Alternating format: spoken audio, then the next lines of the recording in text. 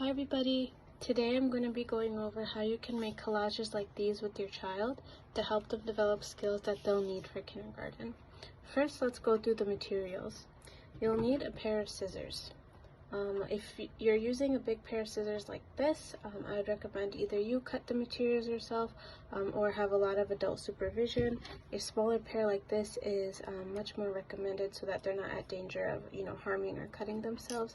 But basically, when a child uses scissors, they can start to develop those muscles that they need to help them grab a pencil later on when they write in kindergarten.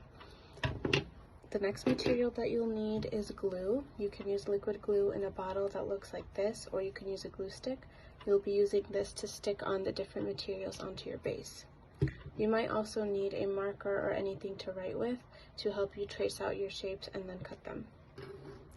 And then when you think about like the paper or any of the other materials, what you'll need is you'll need a base, like something that you will serve as your foundation for the rest of your design, and then you'll need the materials that you'll be gluing on top. So for this base, I used a cardboard. So there's a variety of different bases that you can use. Like for this one, I used notebook paper. You can also use just regular computer paper like this one. You can use construction paper. There's a bunch of different colors in this packet that I got at the dollar store. I also have this notepad that has a bunch of different colors in it, and I use the orange and blue from here to make my shapes. You can use cardboard also to cut out and glue onto your base, or you can use a magazine, a newspaper, any kind of weekly ad book that you have. For example, I had this weekly ad, and I just cut out different shapes from here to make my little snowman collage there. Okay, now let's go through how you can actually start to make your collages. For this one, what I did is I took pieces of paper from this notepad and I cut them up into these different shapes. So either you can trace them out and you can have your child cut them, or you can cut it for them, and you can have them recognize that this shape is a rectangle.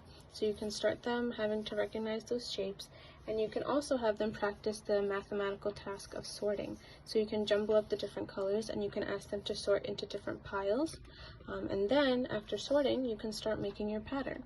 So for example, you can start out by designing the pattern here, and then you can ask your child to do either their own pattern or they can do the same pattern. So just to go over that really quick, the gluing process, what I'm going to do is I'm just going to add little dabs of glue everywhere I need them, and then your child, if they wanted to continue the pattern that I'm doing, for example here I'm doing a checkerboard, they can add the blue and then the orange, and even the act of like picking this up from the table will help them start to develop those muscles in their fingers that will help them write later on.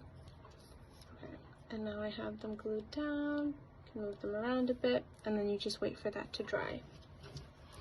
And then I have my snowman here. What I did for my snowman is I took my weekly ad and I cut out circles.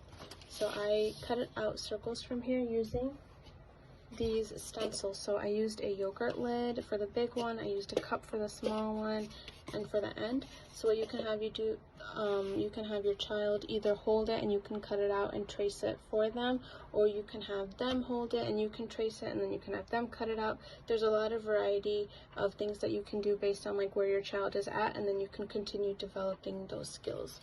So then after you have cut out all of your shapes, then what I did is I started putting them onto my base. Basically, I just glued my circles on, and then I glued these little pieces of cardboard. So even with the cardboard and with like different pieces of paper like this, you see how they're different sizes. So your children can start practicing that skill of like looking at the different sizes of shapes, the different sizes of paper, the different materials or texture that they are. Like this one is cardboard, this one is paper, and that will help them develop skills that they'll need for science. You can also use a variety of different materials or textures like I just said. So for example, I have buttons here. So if I wanted to make eyes for my snowman, I can just use my buttons and put little 2 dots of glue, and I can make eyes for my snowman just like this. And you can have your child do that. You can hold the buttons for them while they glue. Basically, there's a lot of flexibility with an activity like this. You can do any design you want, you can do any materials you want, any texture, and it will help them develop those skills of like their muscles, of sorting, of recognizing different materials, beginning to develop the grasp that they need for writing. And yeah, so basically I wish you the best of luck with all of your collages. I hope you have fun with your children and you can be creative with them. And yeah, have a good day. Thank you. Bye-bye.